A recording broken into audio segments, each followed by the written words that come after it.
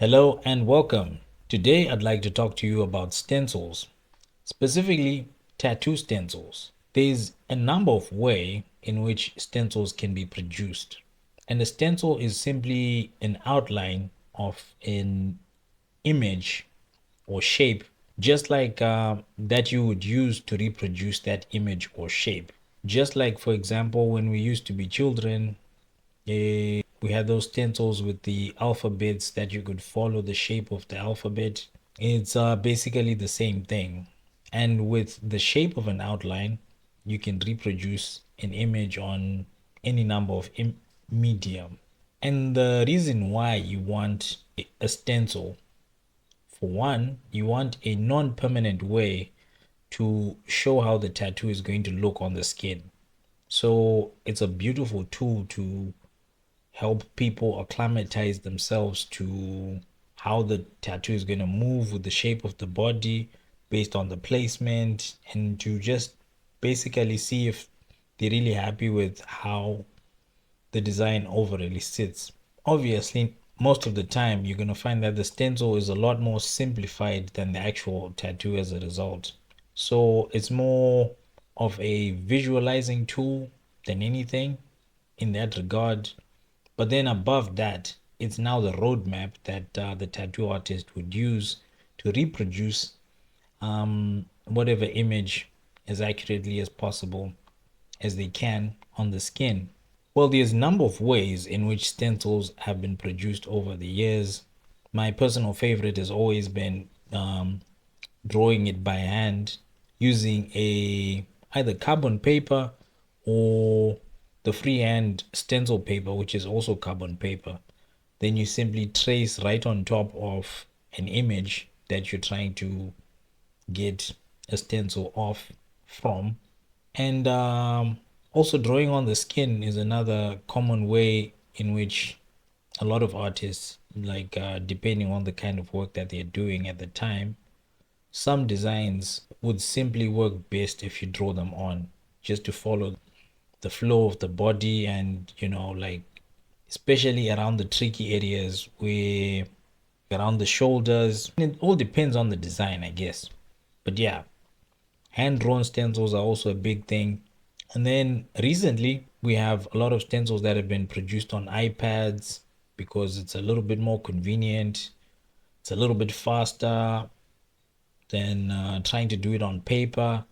Because if you make a mistake and you need to redo something, it's a lot easier to do it if you're doing it digitally. And then to add on to the convenience, you have generative art with these AI models that's able to now help reproduce stencils that can be used within the tattooing space as well. For example, here's this stencil of this outline of the cat. It will make it very easy to reproduce the tattoo on the skin if you just follow this outline. I think it came out next to beautifully. Here's another version of an original image and the stencil that was produced on this stencil generator. I'm sure this would have taken me maybe 20 to 30 minutes. It would save me about half an hour to reproduce this as a design, and it came out fairly accurately within just a few seconds. Now, with this stencil generator, you're going to see that it mostly focuses on the outlines. But this is like version 1, and it's only going to get better from here. I do realize that this would not suffice for portraits or even, realistic flower portraits or anything like that. I already said portraits, so yeah.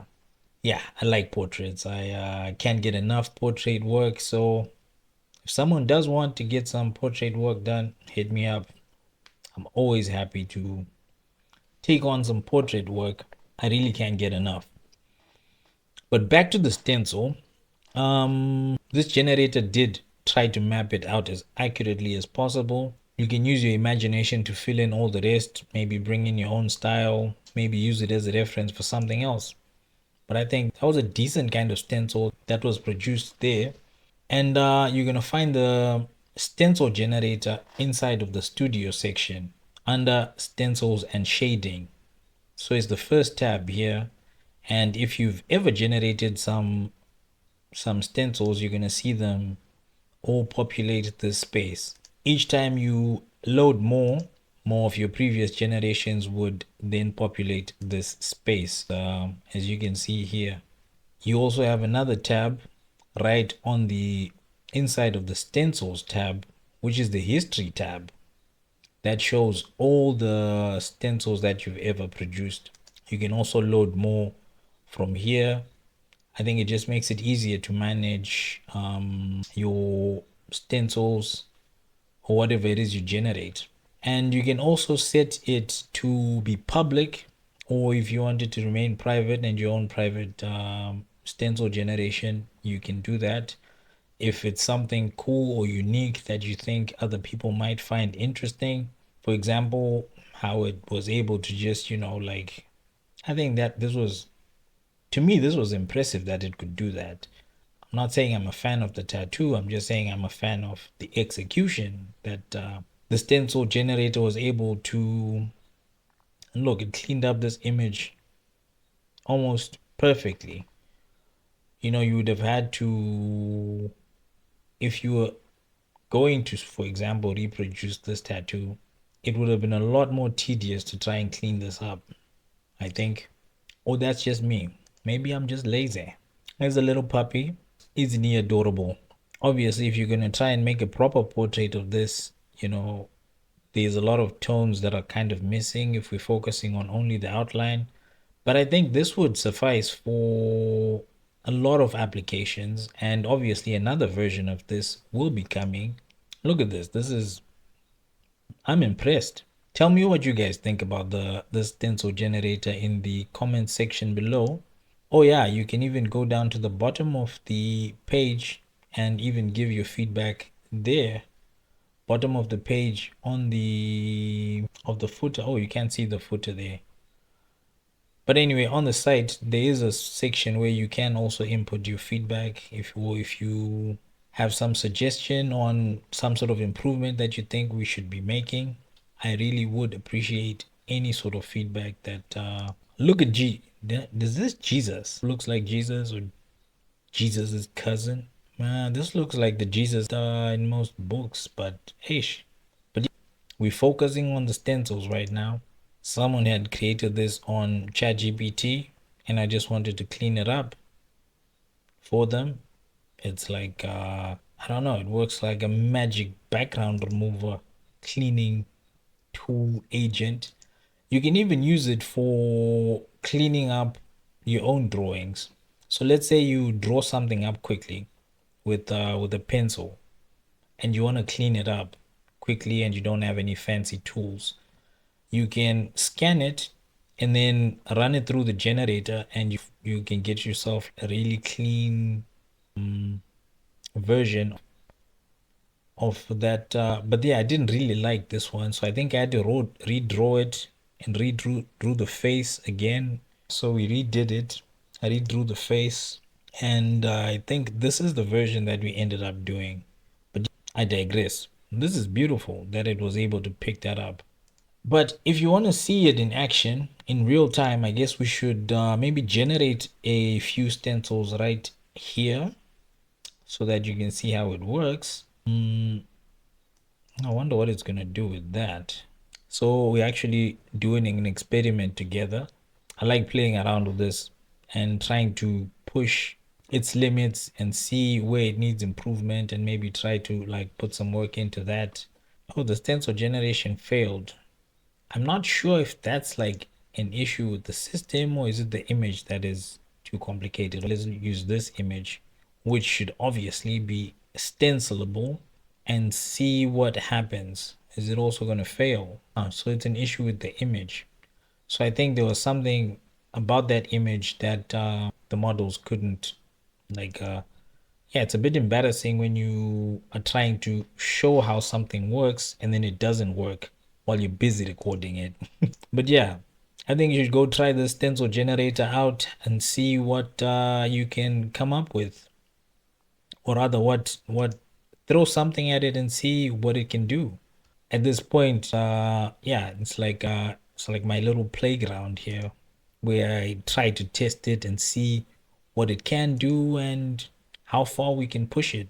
So complementary to this section, okay, so you can download any of the images that you produce on here, even your original images. If you want to download them, you're free to do that.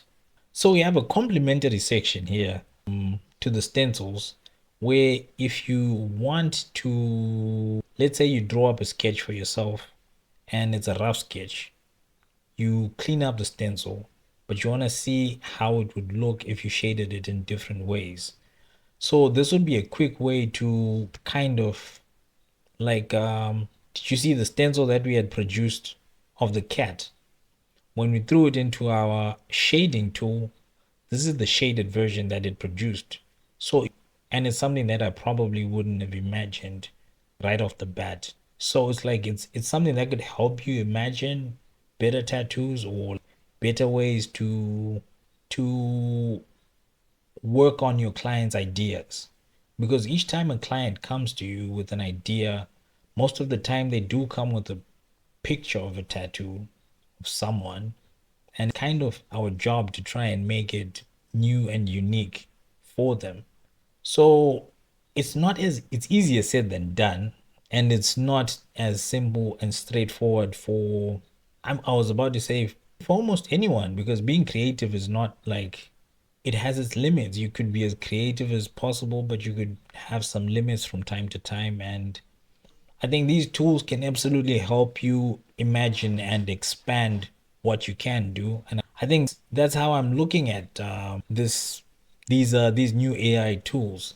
So I don't know what you think. You can let me know what you think in the comment section below. And yeah, until next time, clearly, if you've seen up until this point, you've probably enjoyed some of what I was saying, or maybe you picked up a thing or two. If not, thanks for watching up until this point. Maybe let me know what you think could be interesting, and then I'll make a video about that tomorrow. Until then, take care.